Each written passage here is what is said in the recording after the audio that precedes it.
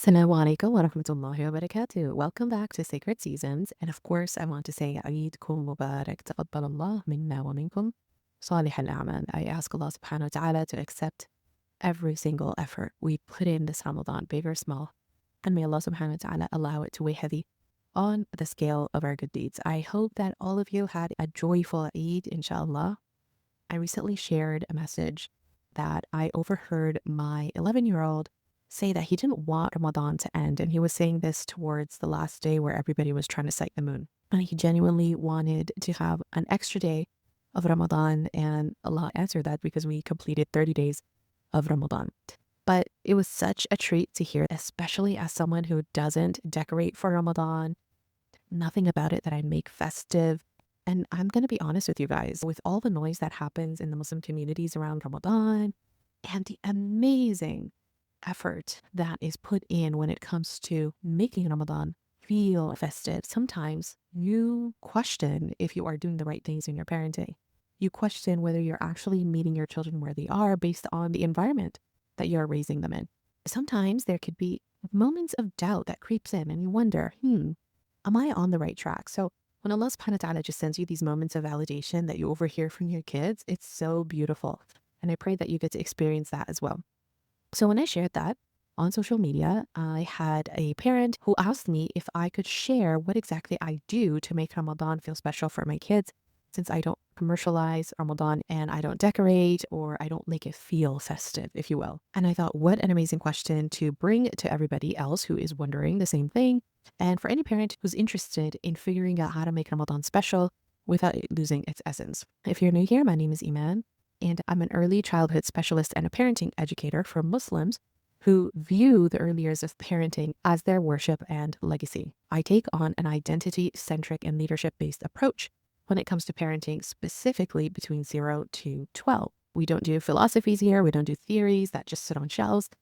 We're all about making parenting real, simple, and tangible and purpose-led, inshallah.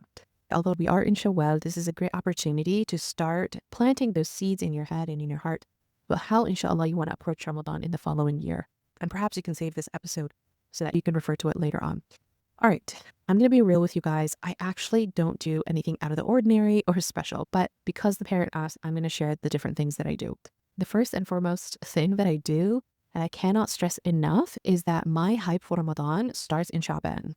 Okay, so the month before. The moment Shaban is born, my entire energy shifts, my mood shifts, the way I speak at the dinner table shifts, and I start saying things out loud. I bring a bold energy to the household. I'm saying things like, I'm so excited for Ramadan and I can't wait for the schedule changes and the routine changes. I can't wait for the extra worship. I can't wait for Laylatul Qadr. Ya Allah, I wonder what du'as are going to be accepted this Ramadan.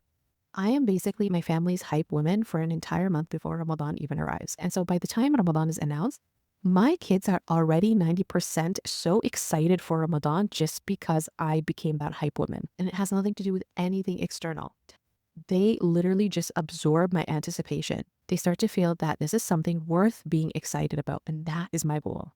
This is the foundation of everything else I'm going to share with you today. So if you do nothing else and you just did that, you've nailed it. The next thing I do is the day of the moon sighting. So we do this as a family. We basically just check on updates. We don't necessarily go outside to search for the moon. I mean, sure, the kids will go outside and look at the sky, but we're not going to go out of our way, but we'll check on updates together. We look at sources together and we keep an eye out for announcements. And then once it's sighted that night, I give my kids gifts. These are not your typical gifts. They're worship access gifts, as I like to call it. There are things that make ibadah and their worship more comfortable and more accessible. So whatever got worn out over the year, I'll replace it in Ramadan. For example, they might need a thicker prayer mat or a new water bottle, or maybe the girls need new prayer gowns because they're outgrowing the old ones. Or maybe the boys need new thobes so that they can do outfit changes during Tarawih. If their mushaf is worn out, I'm going to get them a new mushaf.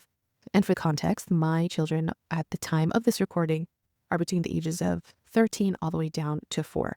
So this applies to everyone. You get the idea. They love getting and receiving these gifts. They know that they get these kind of gifts during Ramadan, and they actually look forward to it because they know exactly what it means and what it's supposed to help them do. So the goal here is to equip them and set them up for success. Just a quick pause before we continue. I'm officially opening Parenting by Divine Design for the early years between 0 to 12. This is a year-long parenting partnership and leadership program. If you don't want to miss anything, make sure that you join the list below because I'm telling you, you do not want to miss this year's enrollment, inshallah ta'ala. All right, let's get back on track. The third thing that I do, and it's one of my favorite things, okay? I can't believe I'm sharing this with you guys because it's something we specifically do in our family that is special to us, but nonetheless, I'm going to share it with you. Every child in our home gets an individual journal at the start of Ramadan, and they design it and they label it with the year.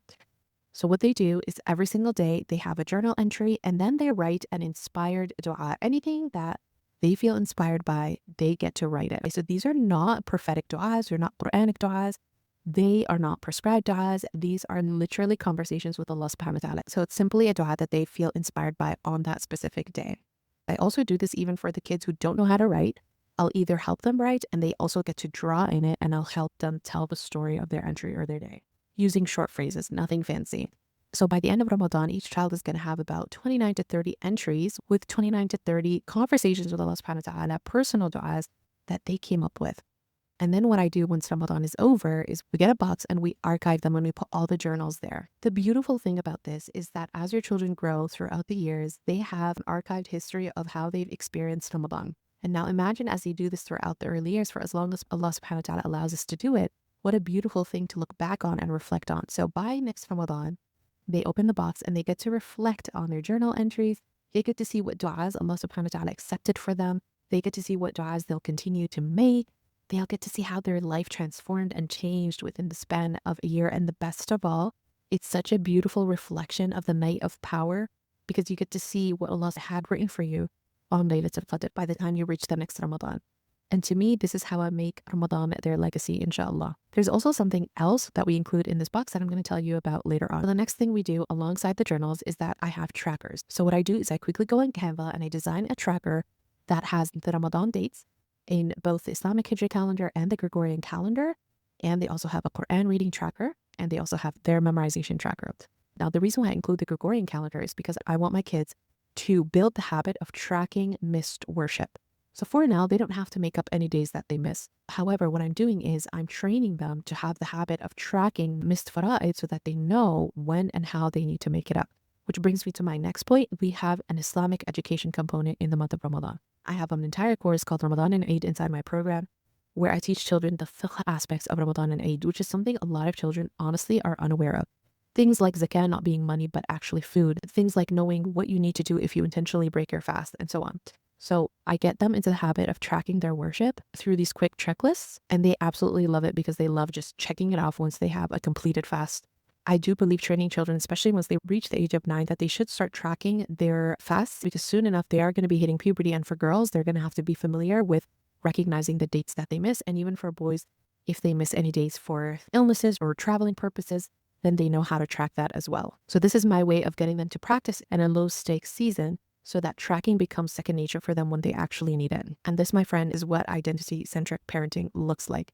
It's quietly built every single day. Now I'm going to get into one of the favorites of my kids that they love to do in Ramadan. The very thing that gets them to look forward to Ramadan is not having a curfew during the last 10 nights.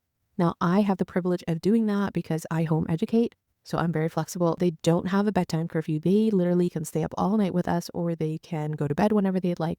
But the goal every night is to worship. So we worship together, whether it's reading Quran, whether it's going to Qiyam or Tahajjud, or even doing that at home, whether it's following an educational series.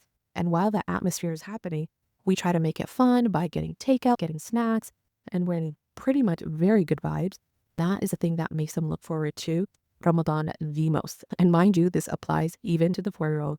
She gets to sleep whenever she wants. The next thing we do as a family is that we all make sure that we are educating ourselves and we are nurturing our iman during the month of Ramadan. So we handpick a few series. Now, mashallah, there's so many Ramadan series out there. It can get overwhelming, actually. We pick a few and we follow that as a family. We have iftar together. Post iftar, we sit down, we get treats and we enjoy our series. And this is the other thing that we include in our Ramadan box. We try to find viral recipes, whether it's sweet or savory, and we make it together and then we rate it. The ones that we get to keep in our Ramadan box are the ones that we rated high so that we can revisit it the next Ramadan, inshallah. That's one of the ways we make Ramadan filled with connection, and it's a way that we get to all bond. And finally, this is the most important one, which is post-Ramadan, right? What do we do after Ramadan ends? Because the last thing we want is to make Ramadan just this annual experience. We want to make it integrated into our daily life because that's how we know our Ramadan has been accepted, inshallah. So one of the things we do once Ramadan is over, we sit down as a family and we do the post-Ramadan commitments. What that looks like is every single person in the family commits to one of the following. The first thing is that they have to continue one thing they've been doing in Ramadan outside of Ramadan until the following Ramadan. It has to be one thing that they can easily commit to, so it's not too complicated. And it is something that they are going to commit to up until the next Ramadan, inshallah. The second commitment they have to do is they have to let go of one thing that they let go of Ramadan, that they'll continue to let go of until the following Ramadan. And then the third thing is that they have to keep making one main dua, one dua that they were asking Allah subhanahu wa ta'ala in the month of Ramadan. They'll continue making that same dua until the following Ramadan. So it's kind of like adding one thing, removing one thing, and maintaining one main dua. Every single person tries to commit to one of those things, and that's how we end our Ramadan. That's pretty much it. That's what we do as a family who doesn't decorate for Ramadan. I hope some of these points inspire you to create your own family rituals and traditions. And I hope this podcast inspires you to see that you don't really have to listen to the noise, that you can cultivate your own path for your family, and you can do it in a way that is rooted, inshallah, in the Quran and Sunnah.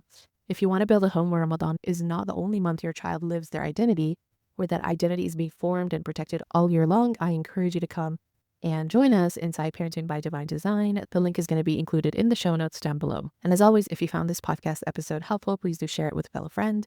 And until next week, inshallah, I'll talk to you then. Take care. Assalamu alaikum.